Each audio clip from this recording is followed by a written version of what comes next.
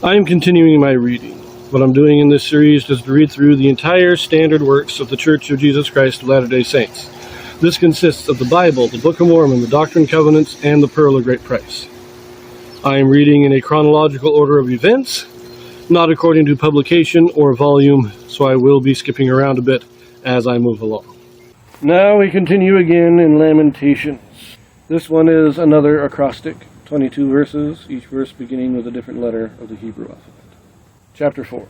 The estate of Zion is pitiful because of sin and iniquity. How is the gold become dim? How is the most fine gold changed? The stones of the sanctuary are poured out in the top of every street. The precious sons of Zion, comparable to fine gold, how are they esteemed as earthen pitchers, the work of the hands of the potter?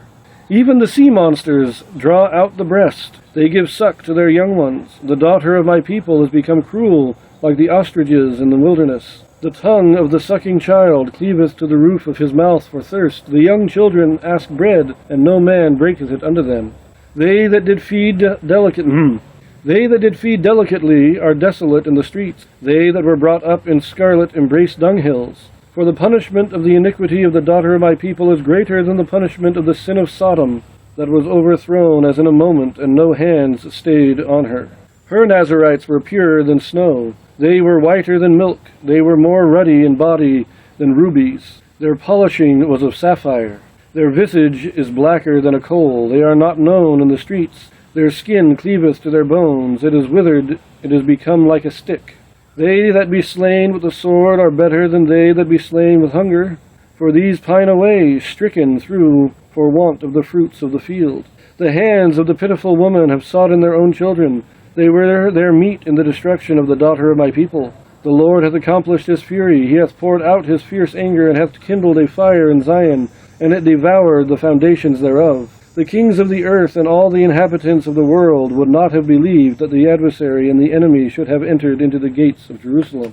For the sins of her prophets and the iniquities of her priests that have shed the blood of the just in the midst of her, they have wandered as blind men in the streets. They have polluted themselves with blood, so that men could not touch their garments. They cried unto them, Depart ye, it is unclean, depart, depart, touch not. When they fled away and wandered, they said among the heathen, They shall no more sojourn there. The anger of the Lord hath divided them. He will no more regard them. They respected not the persons of the priests. They favored not the elders. As for us, our eyes are yet failed for our vain help. In our watching we have watched for a nation that could not save us. They hunt our steps, that we cannot go in our streets. Our end is near. Our days are fulfilled, for our end is come. Our persecutors are swifter than the eagles of heaven. They pursued us unto the mountains. They laid wait for us in the wilderness. The breath of our nostrils, the anointed of the Lord, was taken in their pits, of whom we said, Under his shadow we shall live among the heathen. Rejoice and be glad, O daughter of Edom, that dwellest in the land of Uz. The cup also shall pass through unto thee. Thou shalt be drunken, and shalt make thyself naked. The punishment of thine iniquity is accomplished, O daughter of Zion. He will no more carry thee away into captivity. He will visit thine iniquity, O daughter of Edom. He will discover thy sins. I contemplated on whether or not Lamentations came after the destruction of Jerusalem or before. Now, it is clearly after, but it was more after. Did it come after they fled into Egypt or before they fled into Egypt? It doesn't really say exactly when it happened and when it's written, but it's definitely talking about the destruction of Jerusalem itself. But this indicates to me that at least this chapter was written after they fled into Egypt, because we have that statement there. Verse 17, where it says, In our watching we have watched for a nation that could not save us. That's them turning to Egypt. That's them going to Egypt to be rescued from Babylon. I'll also point out that right here where it says, The breath of our nostrils, the anointed of the Lord, was taken into their pits. It's talking about the king. Zedekiah was taken the pits. That's referring to the, like the tar pits, or I can't remember what they are, down in the plains of Moab near Jericho, where Zedekiah was taken.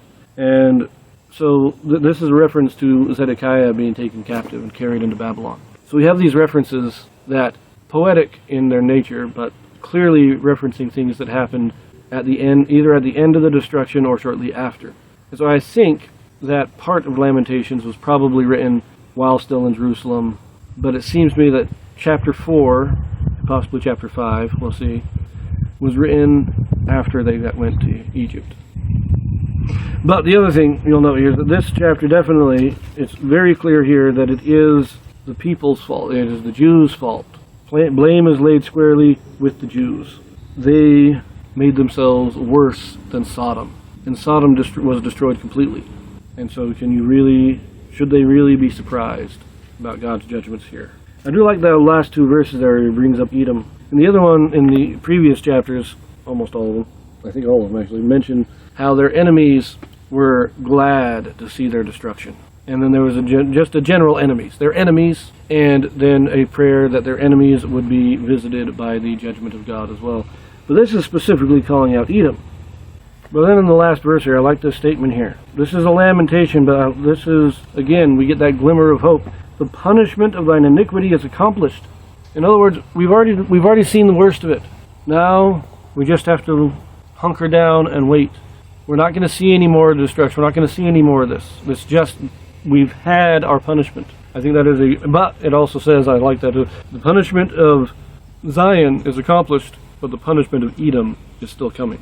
Anyways, I'll leave that here, and we'll read the last chapter in the next video. See you there.